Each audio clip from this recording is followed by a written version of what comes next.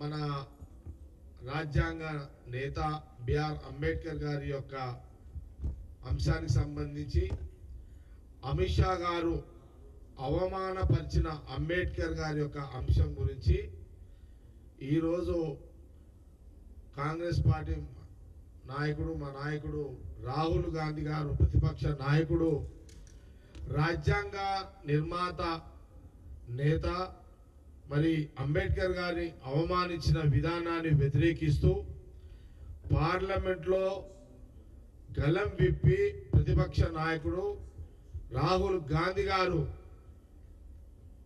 మరి బీజేపీ ప్రభుత్వాన్ని నిలదీస్తున్న సందర్భాన్ని ఇక్కడ మనము ఎలక్ట్రానిక్ మీడియాలో ప్రింట్ మీడియాలో అందరం కూడా చూస్తున్నాం.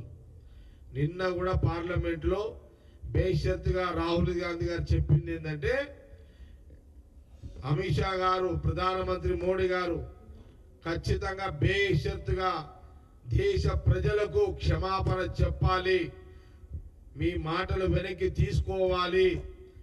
అంబేద్కర్ రాజ్యాంగ నేత మహానుభావుడిని అవమానపరిచే విధంగా నిండు సభలో పార్లమెంటు నిండు సభలో అవమానపరిచిన వాక్యాలను వెనక్కి తీసుకునేంత వరకు వదిలిపెట్టేది లేదు అని కాంగ్రెస్ పార్టీ ప్రతిపక్ష నాయకుడు మా నాయకుడు రాహుల్ గాంధీ గారు పార్లమెంట్లో మాట్లాడుతున్నారు. దేశ ప్రజలు గమనిస్తున్నారు.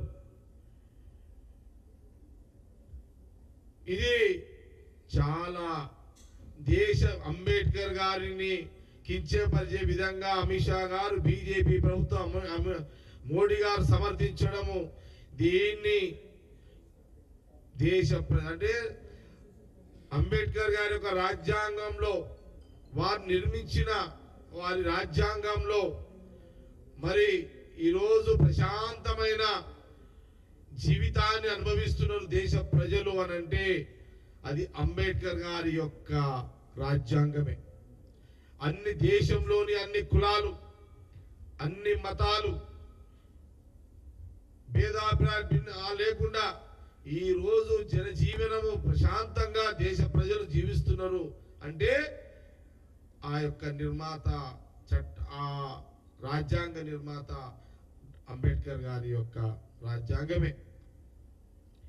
ఈరోజు చట్టాలు కానీ న్యాయాలు కానీ ఈరోజు ఏ రకంగా తీసుకున్నా ప్రతి మానవుడు హక్కుల విషయంలో కానీ జనజీవన సమృద్ధి విషయంలో కానీ లేకపోతే మనిషి జీవించే విధానంలో కానీ ప్రతి మానవుడు రాజ్యాంగాన్ని అంబేద్కర్ రాజ్యాంగాన్ని ముందు పెట్టుకొని జీవిస్తున్నాడు. దేశ ప్రజలకు అంబేద్కర్ యొక్క రాజ్యాంగం ఒక బలం, రాజ్యాంగం ఒక శక్తి, రాజ్యాంగం అంబేద్కర్ యొక్క భరోసా, రాజ్యాంగం అనేది ఒక కవచము. అలాంటి నిర్మాణమే రాజ్యాంగం చరిత్ర అంబేద్కర్ గారు.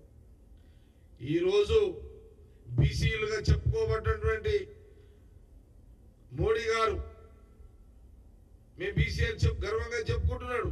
ఈరోజు ప్రధానమంత్రి మోడీ గారు కూడా ఈరోజు ప్రధానమంత్రికి వచ్చే దాంట్లో ఇంతదాకా వచ్చిందంటే ఆ రాజ్యాంగమే.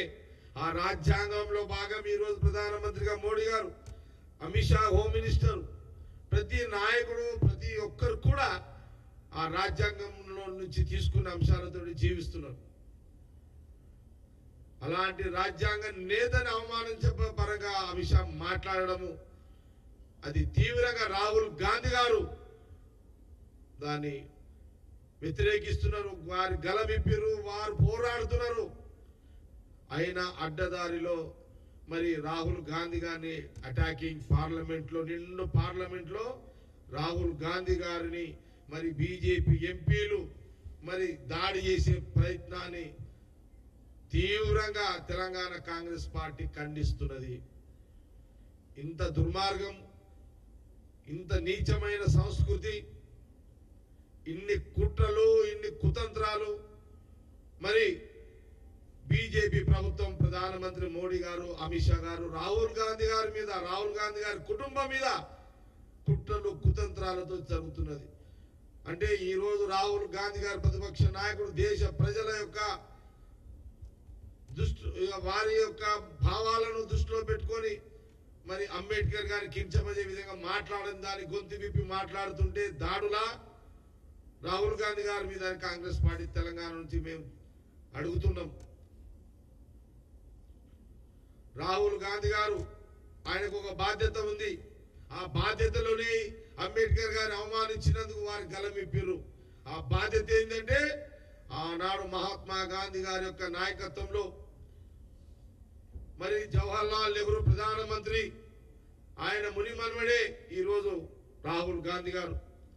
ఆ రోజు నెహ్రూ గారు ప్రధానమంత్రిగా గాంధీ గారి యొక్క డైరెక్షన్లో ప్రజల మనోభావాలన్నీ కలిపే విధంగా మరి లా మినిస్టర్గా అంబేద్కర్ గారి ద్వారా రాజ్యాంగాన్ని సృష్టించే విధంగా సుఖశాంతులతో ప్రజలందరూ జీవించే విధంగా ఎవరి కులాలు ఎవరి మతాల హక్కులు వాళ్ళు కాపాడుకునే విధంగా మరి ఒక రాజ్యాంగాన్ని నిర్మించే యొక్క పరిస్థితులు ఆ రోజు ప్రధానమంత్రి నెహ్రూ జవహర్లాల్ నెహ్రూ గారు అంబేద్కర్ ద్వారా చేయించడం జరిగింది.